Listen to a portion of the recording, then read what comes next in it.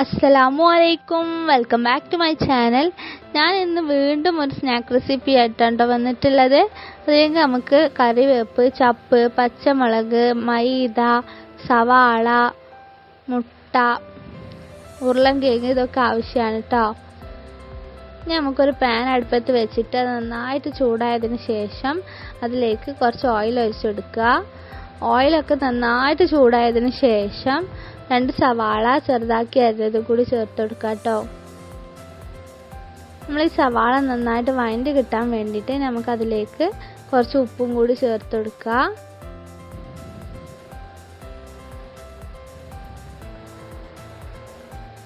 ഇനി നമുക്കതിലേക്ക് 2-3 പച്ചമുളക് ചെറുതാക്കി അരിഞ്ഞതും കൂടി ചേർത്ത് കൊടുക്കുക കേട്ടോ.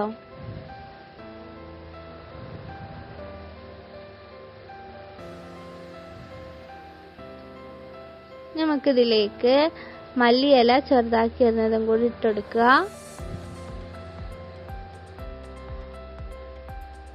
അല്പം കറിവേപ്പിൻ്റെ ഇലയും കൂടി ചേർത്തെടുക്കുക കേട്ടോ.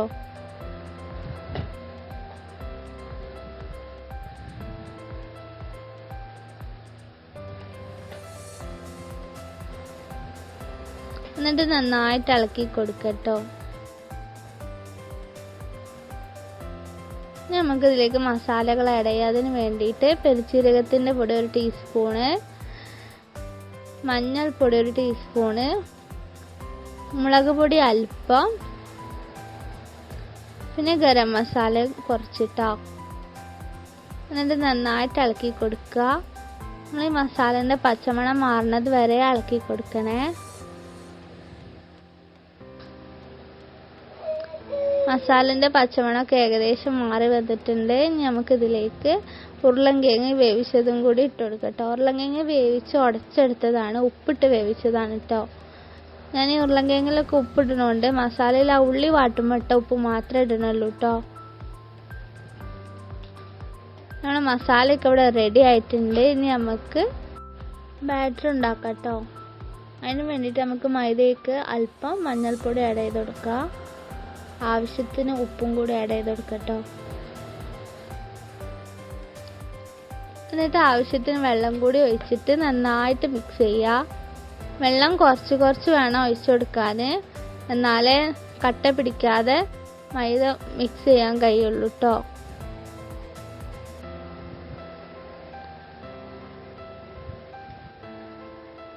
നല്ല മാവ് പോലെ നിൽക്കണം കേട്ടോ നമ്മൾ ഈ ബാറ്റർ.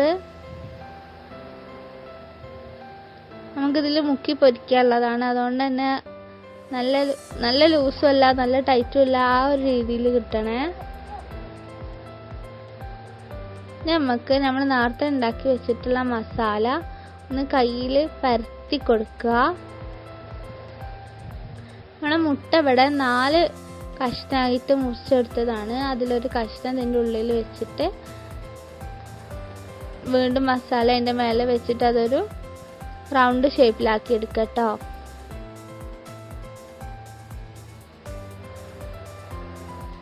നമുക്ക് ഇഷ്ടമുള്ള ഷേപ്പിലാക്കാം. നമുക്ക് വേണമെങ്കിൽ മുട്ട നീളത്തിൽ കട്ട് ചെയ്തെടുത്തിട്ട് നീളത്തിലാക്കാം. പക്ഷെ ഞാനിവിടെ ഒരു 4 പീസാക്കി എടുത്തിട്ടാണ് ഇങ്ങനെ റൗണ്ട് ഷേപ്പിലാക്കണത് കേട്ടോ.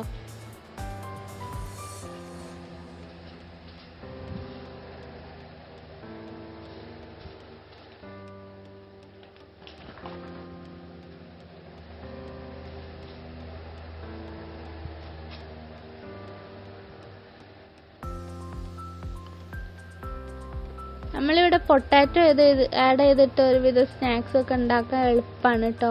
നമ്മളെ കയ്യിൽ ഒരു പൊട്ടാറ്റോ ഉണ്ടെങ്കിൽ നമുക്ക് ഒരുവിധ സ്നാക്സ് ഒക്കെ ഉണ്ടാക്കാം.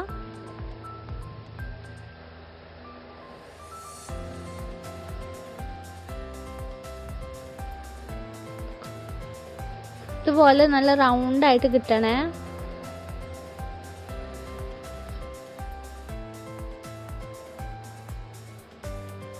നമ്മളെ മസാലയൊക്കെ ഇവിടെ റൗണ്ട് ആക്കി എടുത്തിട്ടുണ്ട്.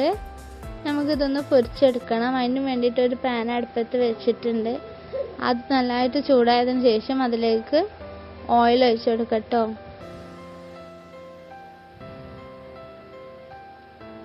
ഇത് വേണമെങ്കിൽ നമുക്ക് മുഖ്യം പൊരിക്കാം കേട്ടോ. ഞാനിവിടെ മുക്കി പൊരിക്കണില്ല കേട്ടോ, ഷാലോ ഫ്രൈ ആണ് ചെയ്യുന്നത്. ഇനി ഓരോന്നായിട്ട് നമുക്ക് എണ്ണയ്ക്ക് ഇട്ടെടുക്കാം.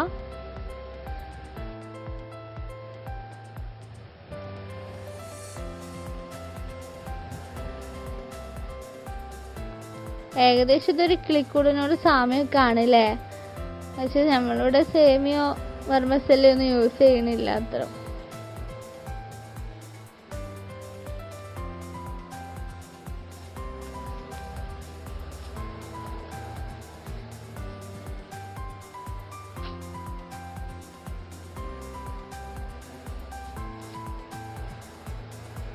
ഈ ഒരു സ്നാക്കിന് എന്തെങ്കിലും പേരുകൾ നിങ്ങൾക്ക് അറിയണതുണ്ടെങ്കിൽ അതൊന്ന് കമന്റിലൂടെ അറിയിക്കണേ.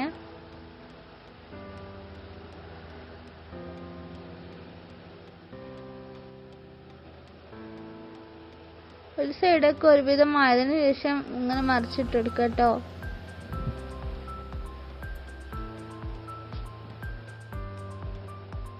നമുക്കിതൊന്ന് എണ്ണയിൽ നിന്ന് കോരിയെടുക്കാം. കഴിക്കാൻ ഭയങ്കര ടേസ്റ്റ് ആണ് കേട്ടോ, എല്ലാവരും ഒന്ന് ട്രൈ ചെയ്ത് നോക്കണേ. ഇവിടെ എല്ലാവരും അഭിപ്രായങ്ങളൊന്ന് കമന്റിലൂടെ അറിയിക്കും ചെയ്യണേ.